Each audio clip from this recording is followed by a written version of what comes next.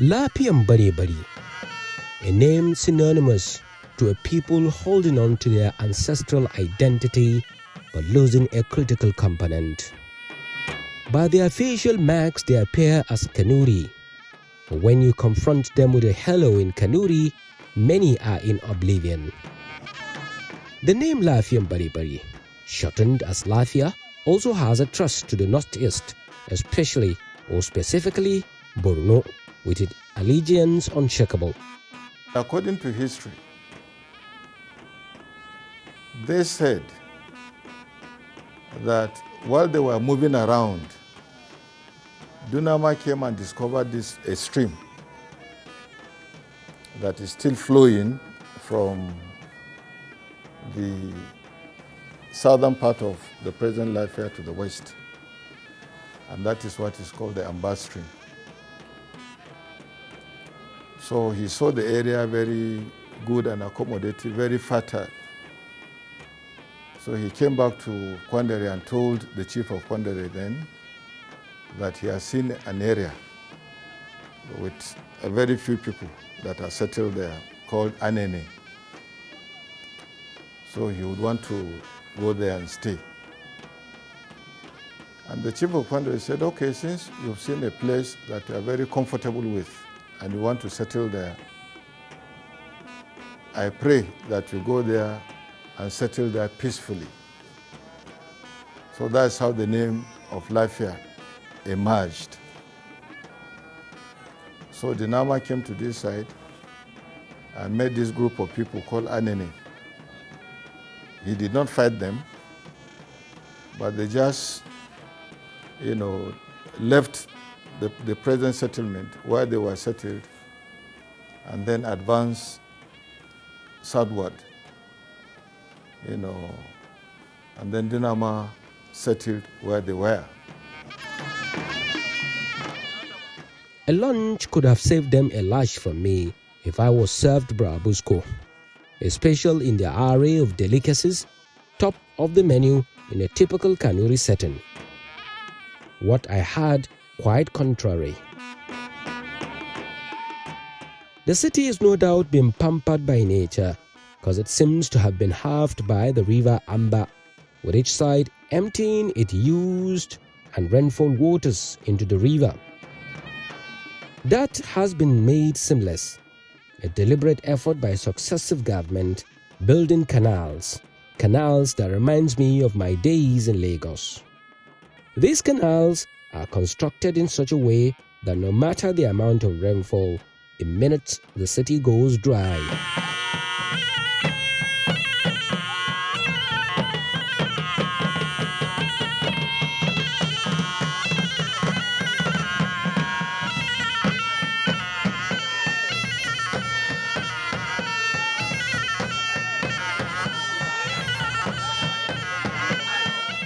Lafia is also gifted with natural springs.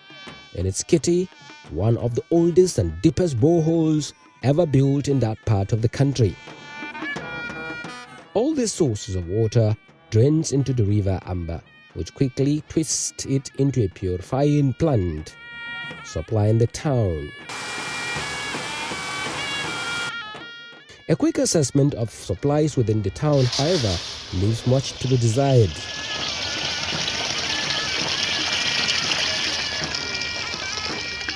The source of water basically is groundwater source from different numerous springs that collect into the basin. Now, and then as I said, there are contributions from two major streams again, and then from the dirty water from the town. Now, this dirty water that comes and other cottage industry like the rice mill, they discharge their effluents into the river. So because of that, the river and the basin has silted to the point that even for the pump, the low-leaf pump that takes the raw water, the dirty water from the river, is under suffocation. We were able to do some work in 2017, which we coined in the Global Water Palace. We talk about water bankruptcy. So we were able to sort of reverse the bankruptcy. But unfortunately, the reversal that we did has reoccurred again.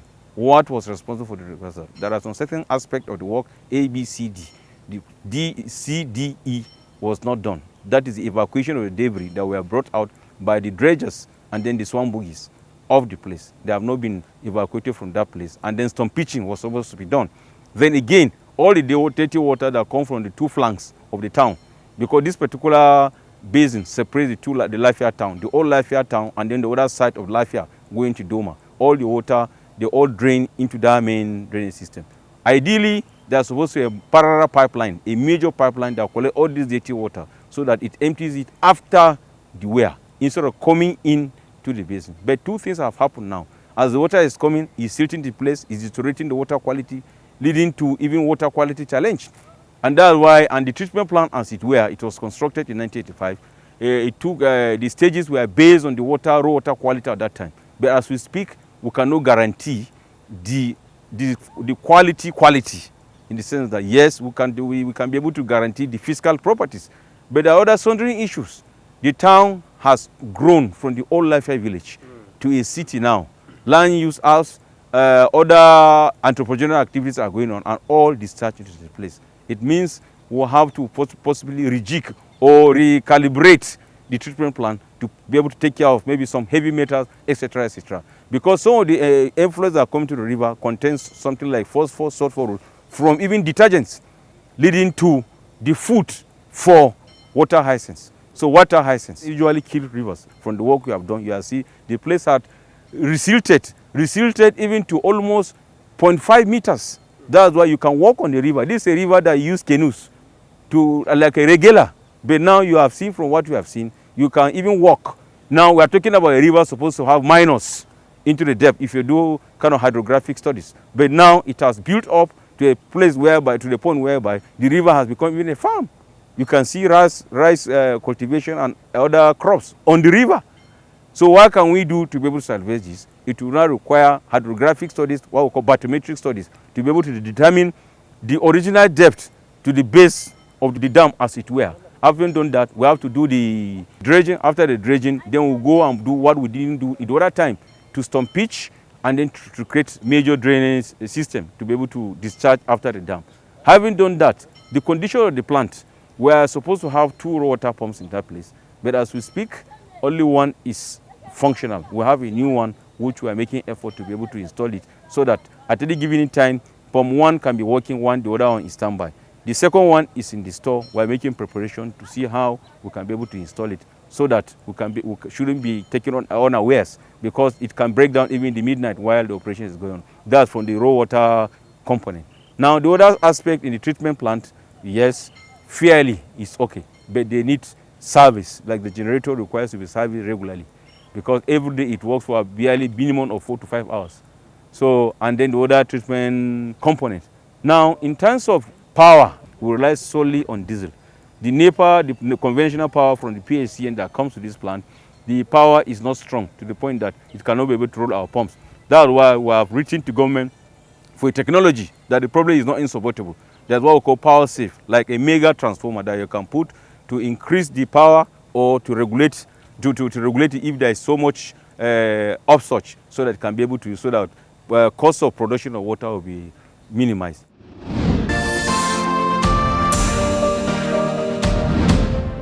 Potable water may come easy and early for the people of Lafia, but another storm is blowing south of the capital.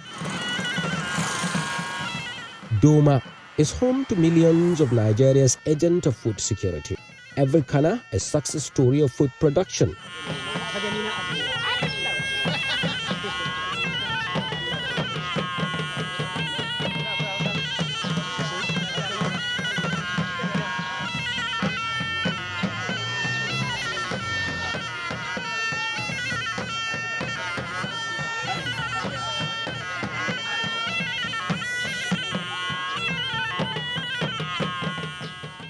Unfortunately, a critical substance trapped in abundance with thousands of idle fertile land could have multiplied and tripled the capacity of these farmers, if only the substance is activated for irrigation.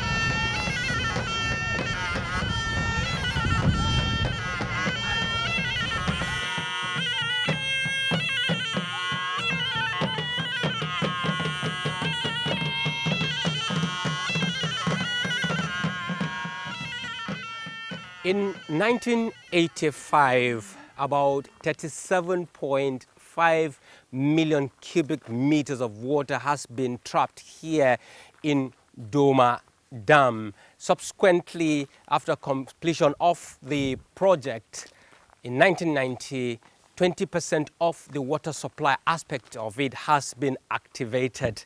And so far, we have seen a lot of dilapidation of equipment here, generators all under rust here. A tank of oil that supplies this generator is also rusted. And just a strong throw from here, about 2,000 hectares of land waiting for this water to be open and supplied to those land for farmers to cultivate at least 3-4 times within that season for the production of food. And that means a lot for food safety in this country. The Madam is a concept of the Operation Feed the Nation program way back in the late 70s.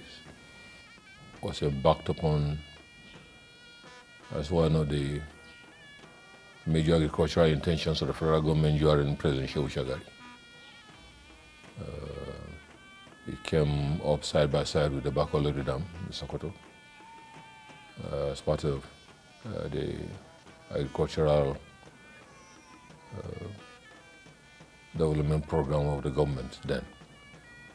Doma Dam has over 2,000 hectares of land for agricultural purposes, prepared and ready, and with over 32 million cubic liters of water. Luckily for us, the tributary or the source of water that is in Doma Dam, to the glory of Allah, survives all seasons, whether rainy or dry season.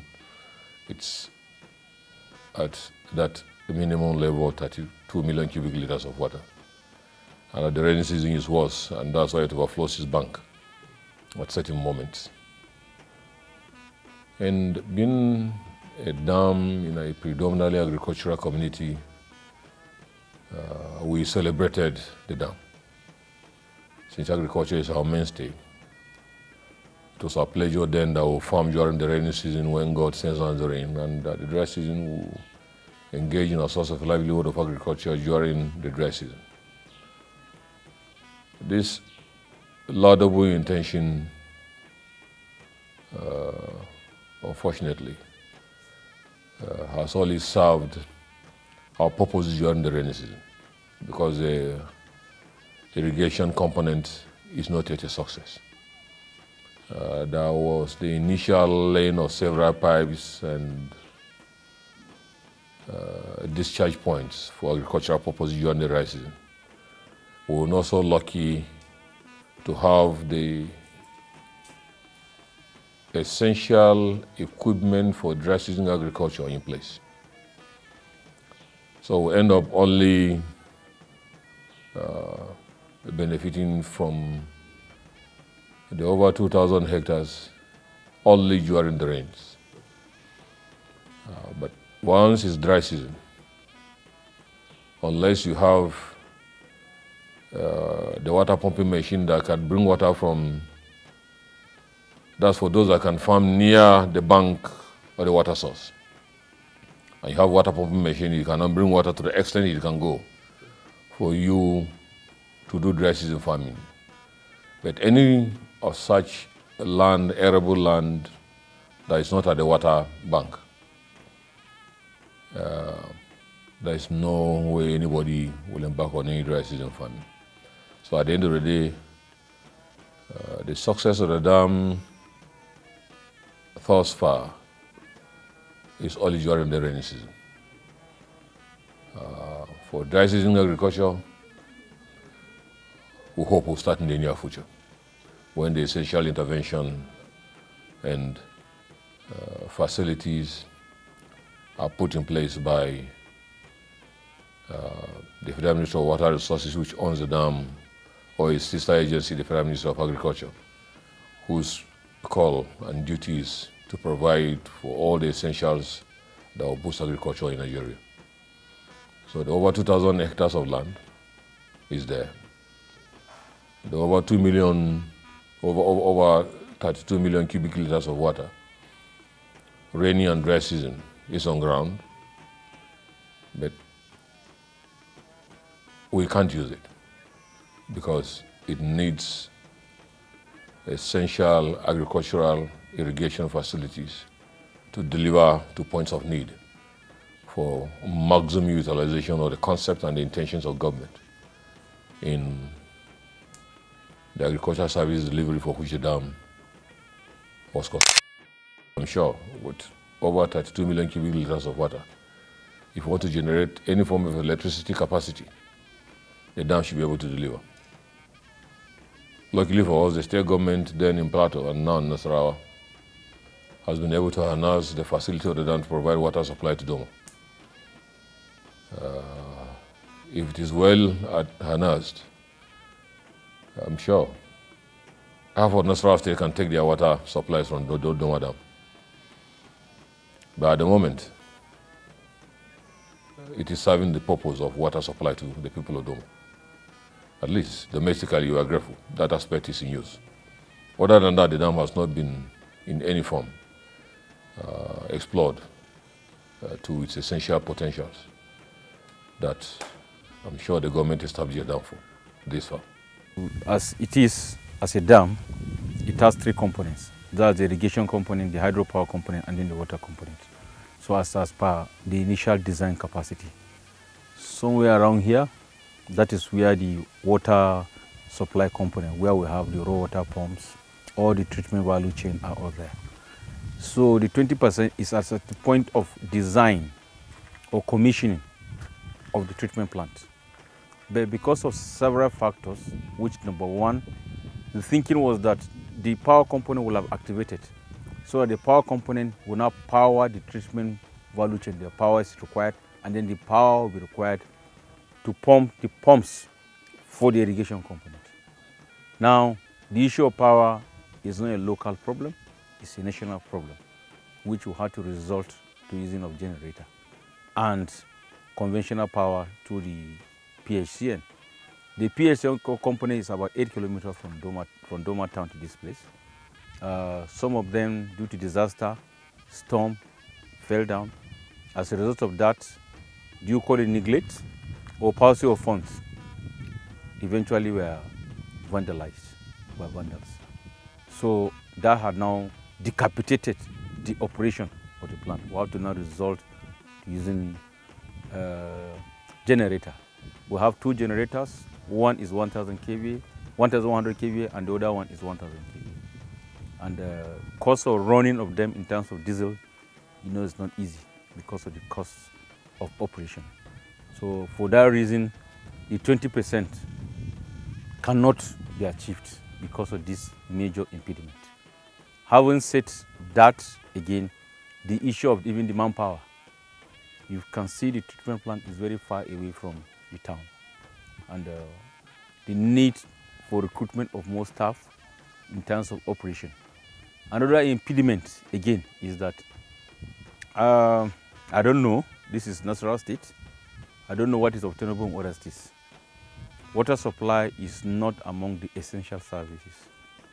What we have in terms of essential services are health and tertiary institutions.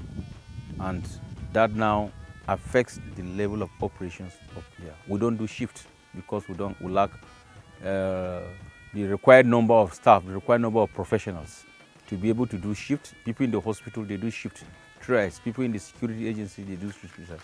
Here, we operate a very dangerous condition.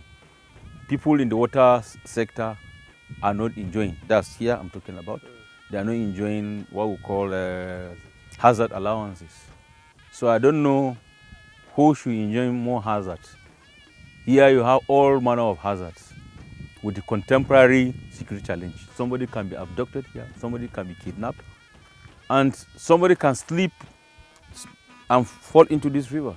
Do you have even rescue capacity to be able to bring somebody out? So these are some of the challenges. So for that reason, as we speak, we are producing nil because the generator are still under repairs. The power supply line, you have seen it, they are in the state of disrepair. So we've written to the higher level of government, both the state and the federal government, to see how we can leverage. Most of the dam does not belong to us. The water body belongs to the federal government of Nigeria, and we only pay them for raw water intake. Now, water being a social service, even after all the consumables are provided, they are delivered to Doma town reservoir and then distributed to the town. Now, what of the issue of recovery of the water that has been supplied? That one is another big nightmare. I think as a last count, when we are doing regular production, we have never gotten for some years now up to 200,000 naira for a whole month. That's from the customers. So what is 200,000? That is the cost of 1 drum of diesel. And the treatment plant, we give them over 8,000 liters. That's even under epileptic production, 8,000 liters. And you are getting revenue, that's recovery now of 200,000, which is just for 1 drum. So certainly, we know that the government is trying its own best, and the people should also reciprocate when it's fully operational, so that government can be able to do more, recruit more people. And if you look at the dam itself, it could be used for other purposes. You can see the environment, a very serene environment with almost minimal environmental pollution and other pollutants you can see from the environment. The story of Doma Dam and the clusters of farmers within the emirate can be likened to the story of donkeys who slip on bags of grains.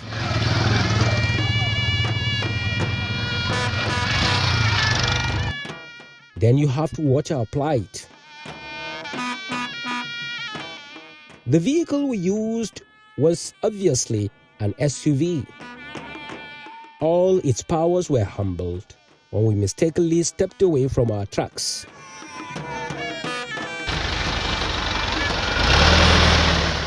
The rescue was a tractor.